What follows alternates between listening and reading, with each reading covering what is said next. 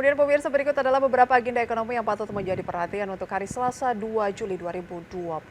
Di antaranya dari Asia ada Korea Selatan akan merilis IHK Korea Selatan di bulan Juni dan year on year. Kemudian dari Amerika Serikat pidato Ketua Dewan Gubernur Bank Sentral Amerika Serikat Jerome Powell. Kemudian dari Eropa pemirsa ada pidato Gubernur Bank Sentral Eropa juga ECB yaitu Christine Lagarde. Kemudian dari agenda emiten dari dalam negeri pemirsa ada dividen tunai dari sejumlah emiten dan juga pemirsa akan ada agenda lainnya yaitu DPS, dividen tunai dan juga pembayaran dividen tunai pemirsa ya. Beberapa saham dapat Anda cermati, ada dari MYO, SMRA, IMAS dan juga ada DPS dari Unilever pemirsa. Atau selengkapnya bisa Anda simak di layar. Itu dia pemirsa beberapa agenda ekonomi dan juga agenda emiten. Kita update Bursa Asia pada saat ini pemirsa. Beberapa waktu yang lalu kami capture update dari Bursa Asia sebagai berikut, di mana Nikkei terpantau naik 0,25% dari Jepang, Straits Times Singapura naik 0,22%. Sebaliknya ada Kospi Korea Selatan dan Hang Seng Hong Kong turun 0,85% dan Hang Seng 0,28%.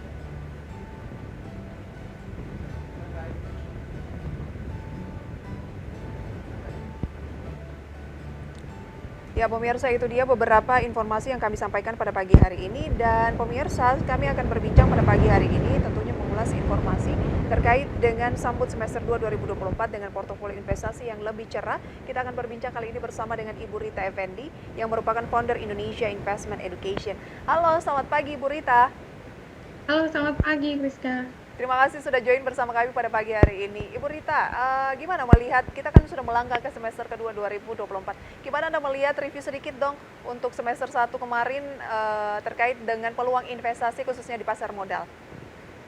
Oke, baik. Untuk semester 1 kemarin sebenarnya awalnya dengan kita mulai dengan periode yang cukup lumayan menarik sebenarnya. Karena beberapa emiten sempat melaporkan kinerja keuangan mereka yang cukup positif pada kuartal 1. Kemudian beberapa investor tuh sempat meraih keuntungan dari dividen yang mereka berikan dan termasuk apresiasi dari harga sahamnya.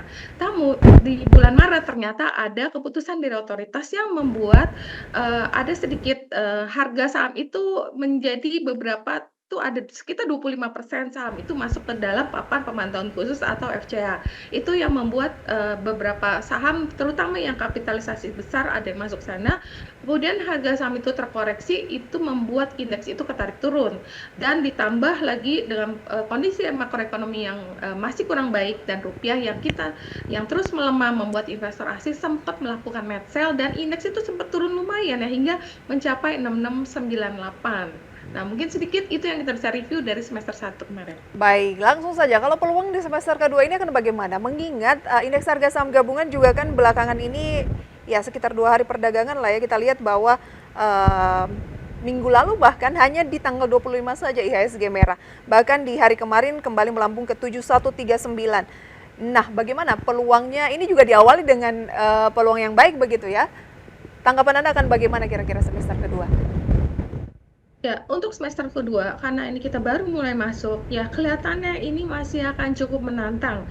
Kenapa? Karena kita harus tetap memperhatikan laporan keuangan dari kuartal berikutnya, yaitu kuartal 2 dan 3, serta kebijakan ekonomi yang akan diterapkan oleh pemerintah.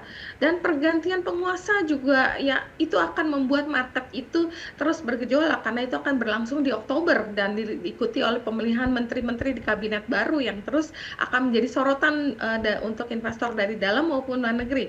Dan semester 2 juga kita tetap harus memperhatikan faktor global seperti kebijakan moneter dari bank sentral utama dan perkembangan geopolitik dari Amerika sana. Tapi kita juga tetap harus stay positif karena walaupun begitu aliran dana kemarin sudah mulai masuk ya, aliran dana asingnya hingga IHSG kita sempat naik lumayan dan EQ45 juga mengalami penguatan sekitar 6,8% dari harga terendahnya waktu di 19 Juni ya. Jadi ya mudah-mudahan ini akan menjadi titik yang baik untuk pemulihan IHSG kita masuk ke semester 2 ini. Baik, mudah-mudahan ini jadi titik yang baik untuk pemulihan IHSG kita masuk ke semester kedua 2024 ini. Baik, Benar. kalau saat ini indeks harga saham gabungan di 7.139, Anda melihatnya dalam tren apa saat ini? Sudah bisa dikonfirmkah bahwa ini akan berbalik ke tren naik lagi? Atau seperti apa Ibu Rita menilainya? Aku rasa karena kita rebound-nya lumayan ya, kemarin tuh terendahnya, di 6.698 dan sekarang indeks sudah mencapai angka sekarang. Menurut aku kita harus tetap waspada ya, takutnya gini, karena orang yang membeli di waktu indeks terkoreksi banyak ini kan sudah membukukan profit ya. Kalau misalnya rupiah kita masih bergejolak, itu akan tetap berpotensi IHSG kita terkoreksi, karena biasa angka 7.000 sekian itu sering sekali angka yang rawan profit taking. Jadi kita tetap hati-hati tapi tetap memantau kira-kira sektor apa yang nanti akan terus memberikan gain ya, selain banking yang kemarin sudah kita buy on weakness gitu. Baik, memang dalam 6 bulan terakhir, bahkan iya dalam 6 bulan terakhir ya level terendah itu adalah di 6.698. Ya pasti ada yang melakukan pembelian waktu itu, dan ketika sudah naik lagi ke saat ini 7.139 untuk indeks harga saham gabungan pemirsa, ya seperti yang Ibu Rita tadi sampaikan bahwa banyak yang sudah seharusnya mengalami peningkatan cukup signifikan, khususnya untuk yang trader begitu ya. Jadi ada peluang terjadi aksi profit taking dari kenaikan 7.100-an saat ini. Oke, selain banking, sektor mana yang layak untuk dicermati semester kedua 2024, Ibu Rita? Kita bahas usai jeda. Tetaplah bersama kami pemirsa dalam segmen Market Buzz. Selamat pagi bagi Anda yang baru bergabung bersama kami pemirsa dalam segmen Market Buzz. Hari ini kita berbincang bersama dengan Ibu Rita Effendi, founder Indonesia Investment Education. Ibu Rita, kita lanjutkan ya. Banking kan sudah sering diulas dan banyak yang sudah melakukan buy on weakness. Ketika Anda katakan tadi bahwa di level 7.100 saat ini untuk indeks harga saham gabungan sudah naik cukup tinggi dari level terendahnya begitu beberapa waktu yang lalu di kisaran 6.698, artinya banyak yang sudah profit dan harusnya rawan profit taking atau aksi ambil untung. Nah, Anda lebih merekomendasikan sektor atau emiten apa, Ibu Rita, di semester kedua ini? Untuk banking, walaupun dia naik dari level terendah ke 7.100, naiknya sudah cukup banyak. Tapi di banking sebagai biggest market cap yang akan menjadi penopang IHSG kita, di mana foreign flow kalau masuk itu pasti akan masuk ke banking dulu. Jadi tetap akan kita perhatikan, tapi untuk trading atau untuk trader yang lebih baik tuh buy on weakness. Jadi kalau bankingnya sudah ada terkoreksi baru masuk, tapi tetap kita perhatikan, dan buat investor juga kalau NPL-nya tetap kita pantau, data-data lain di mana BI kemarin sempat menaikkan suku bunga acuan itu untuk memerangi inflasi juga dapat berimbas pada pengetatan likuiditas perbankan, seperti kenaikan cost of fund, biaya dana perbankan juga akan meningkat seiring kenaikan suku bunga. Jadi belinya baiknya kalau ada profit taking dan pastinya dikawal dengan technical chart. Tapi kalau memang foreign flow itu masuk, tetap kita masih ada peluang di sektor perbankan. Dan untuk sektor selanjutnya yang boleh kita pantau adalah sektor teknologi. Kenapa? Karena ada potensi pemotongan suku bunga dari suku bunga US, dan itu akan membawa katalis positif untuk teknologi sektor, di mana tren digitalisasi yang terus berkembang seperti banyaknya pemakaian AI, dan nanti juga akan disambung dengan kita punya smartphone, itu juga akan menjadi katalis yang sangat menarik. Dan komoditi pastinya kita nggak bisa lepas dari sektor komoditi. Kenapa? Karena banyaknya bank sentral yang terus menimbun harga emas dan terus membeli emas, itu masih akan menjadi potensi. Tapi kita terus memantau pergerakan, karena sektor komoditi itu sangat rentan dengan pergerakannya. Jadi misalnya saham komoditi kalau harga goldnya naik, sahamnya ikut naik. Tapi kalau komoditi goldnya lagi terkoreksi, sahamnya biasa nggak bergerak atau cenderung turun. Dan copper akan menjadi salah satu komoditas yang sangat menarik di semester 2 nantinya. Dan beberapa saham dari sektor komoditi, biasanya komoditi itu menawarkan potensi gain yang cukup menarik ya, karena memang kalau sektornya atau komoditas sekali naik itu jarang sekali naik dikit gitu, biasa langsung naiknya lumayan. Nah, sahamnya juga begitu. Dan buat teman-teman yang masih mau defensif, karena semester 2 seperti tadi saya bilang bakal masih tetap banyak bergejolak, consumer sector masih tetap menjadi saham yang defensif menghadapi volatilitas, itu tetap bisa dipantau. Dan kalau terkoreksi banyak, biasanya ada aja fund yang masuk gitu loh. Mungkin dan ada satu sektor yang sebenarnya cukup menarik, yaitu energi terbarukan, yaitu karena seiring kesadarannya investor dan kesadaran orang akan lingkungan lingkungan, biasa sektor EBT itu menjadi saham yang cukup menarik untuk diinvestasikan. Baik, dan itu sudah kelihatan juga di salah satu emiten yang market cap-nya besar di Bursa Efek Yes, Indonesia mengejar EBT ini, begitu ya? Oke, benar-benar. dari sekian banyak sektor yang Anda sampaikan, kebanyakan tadi adalah komoditas ya, Ibu Rita. Ada nggak emitennya, contoh dari emitennya yang kayaknya layak untuk dicermati, Ibu? Oke, mungkin untuk minggu ini sebenarnya sih lebih ke hari ini ya, karena oil itu mengalami penguatan yang cukup lumayan karena kemarin data dari China itu memberikan hasil yang cukup positif, itu membuat harga minyak itu naik lumayan. Kita bisa pantau untuk Medco, jika Medco break 13.55 maka chartnya itu akan menjadi sangat menarik. Medco jika break di 13.55 di mana sekarang itu sudah ditutup 13.65. Jadi Medco akan jika berhasil break level resisten 13.55 maka Medco berpotensi rally menuju 1.525 dengan stop loss 13.05. Jadi risk kita itu sebenarnya hanya di 13.05 kalau kita ternyata beli dan harga oil yang misalnya ternyata terkoreksi lagi 13.05 bisa lakukan stop loss, dan kalau misalnya harga oil terus menguat dan di mana technical Medco juga cukup menarik, 15.25 bisa menjadi harga untuk profit taking. Dan untuk sektor consumer tadi saya bisa perhatikan untuk sektor ayam, karena untuk poultry harga DOC-nya juga ada kenaikan dan harga makan pangan ayamnya itu turun ya, itu jagung itu turun lumayan, dan secara teknikal jagung itu sudah downtrend. Dan untuk Java itu bisa dilakukan pembelian jika break di harga 14.75, di mana kemarin tutup pas di 14.75. Jadi kita bisa pantau hari ini jika resisten 14.75 yang kemarin berkali-kali dicoba di break tapi belum berhasil, apakah hari ini berhasil di break, maka Java itu berpotensi akan mengetes resisten berikut di 15.75 dan 17.05, dan angka stop loss patut dipantau untuk yang trading yaitu 14.10. Dan sebenarnya kemarin ada saham yang cukup rame ya, tapi aku nggak beli sih karena ini kebetulan adalah sektor yang kurang rame terakhir ini, yaitu sektor konstruksi. Kemarin Adikarya itu rame banget, ternyata volumenya itu tinggi. Buat trading kalian boleh perhatikan seperti Adikarya itu kalau break 204 maka Adikarya berpotensi ke 248, tapi stop lossnya di angka 204 atau 200 lah ya, kayak gitu. Tapi ini benar-benar untuk trading dan stop lossnya ketat. Kemudian ada juga satu saham, kalau buat yang big cap mungkin ada yang suka Astra. Astra itu bisa dilakukan pembelian di level jika ngebreak 46.40.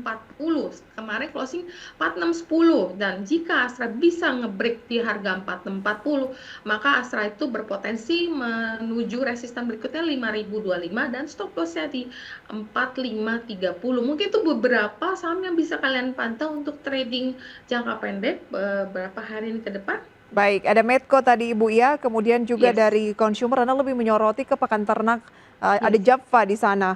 Anda bilang ada peluang ke 15.75 kalau berhasil break di 14.75 gitu ya.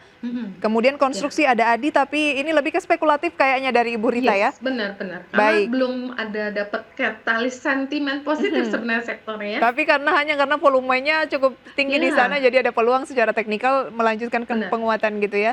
Oke, Benar. kemudian kalau big caps Anda menyoroti Astra Internasional ya, kalau break di 46.40 ada peluang lagi 5025, tapi batasi kerugian di 4530 begitu ya. Kalau pagi Benar. hari ini ASI 4610 tunggu break aja di 4640 dulu gitu ya. Lebih confirm, itu Lebih lebih confirm. mengindikasikan potensi kenaikan dia. Kalau nggak break, lebih baik cari yang lain. Mungkin karena lagi rame komoditas, mungkin boleh diperhatikan untuk Medco-nya. Dan kemarin aku sempat nge-rekomen untuk MDKA ya, MDKA juga cukup menarik, secara teknikalnya juga sudah nge-break, jadi itu boleh tetap menjadi Breaknya di salah level satu berapa yang Ibu MDKA? Hari ini kan di pagi hari ini kurang lebih 3 menit pasca pembukaan di 2470. MDKA ya sekarang sudah 2670 ya, soalnya saya belum bisa buka nih ya. Baik. Untuk MDKA tetap menarik karena potensi kenaikan kopernya Kemarin itu aku ada rekomendasi berdasarkan analisa teknikal, yaitu targetnya 2.600 karena MDKA secara tren itu masih bearish, tapi ada potensi untuk pembalikan arah jangka pendek.